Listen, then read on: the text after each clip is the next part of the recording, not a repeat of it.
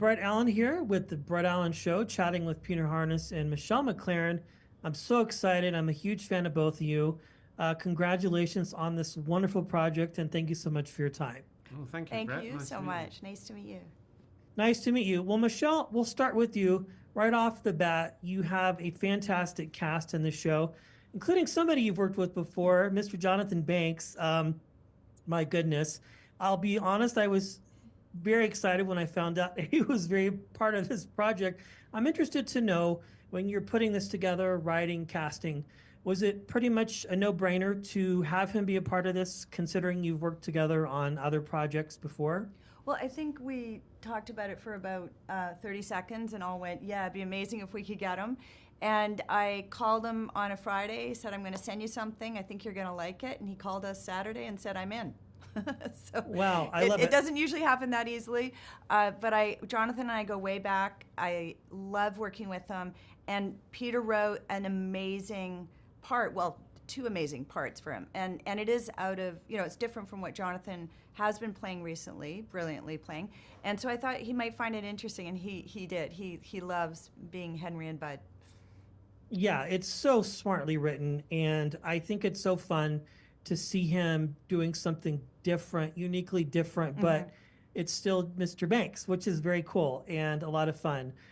Peter, for you, you have worked on $1 million amazing projects before. I'm interested to know, on a story like this that's very genre bending, you've got drama, you've got intrigue, all of the things. Where do you start with a story like this? I know that's a very broad question, but I'm interested to know like what your thought process was in putting this story together. Well, I mean, I don't.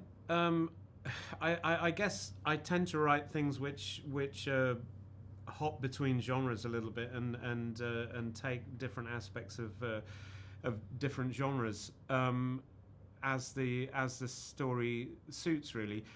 With this has been in my mind in different ways for quite a long time, and actually the starting point of it was I went on holiday with my wife to a cabin in the woods in Sweden many years ago, and every night at dusk we would hear this little girl's voice calling "Mama, Mama" from in the forest, and we could never really work out where this little girl was or indeed if she existed.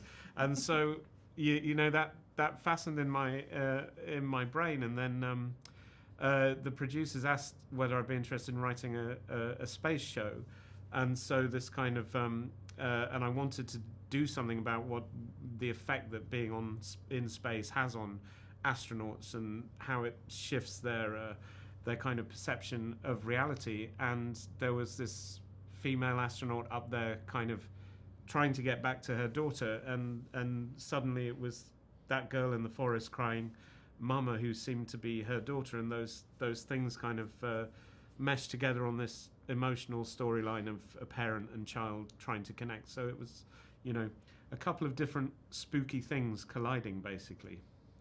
Yes, very well said. I've spoken to the other cast members this morning, and there are so many great themes in this. There's themes of connection. There's themes of how to deal with distance between family. There's just so many great things. I can't wait for people to watch this. It's very exciting. Thank you both for your time. And as a caveat, I worked as an extra on Breaking Bad and Better Call Saul when I lived in New Mexico. So I have seen you before. I would not expect you to remember me, but you do look familiar. Yeah, well, I lived in Albuquerque. Yeah, I was Jesse's party scene. That was one of my, oh my that gosh. 3-day bender. I was there for that. Wow. Yeah, the notes from casting White Turtle were: don't wash your hair, don't shave, please take a bath. Thank you both for your time. Have a wonderful day. Thank you. Take care. Nice to see you. You too.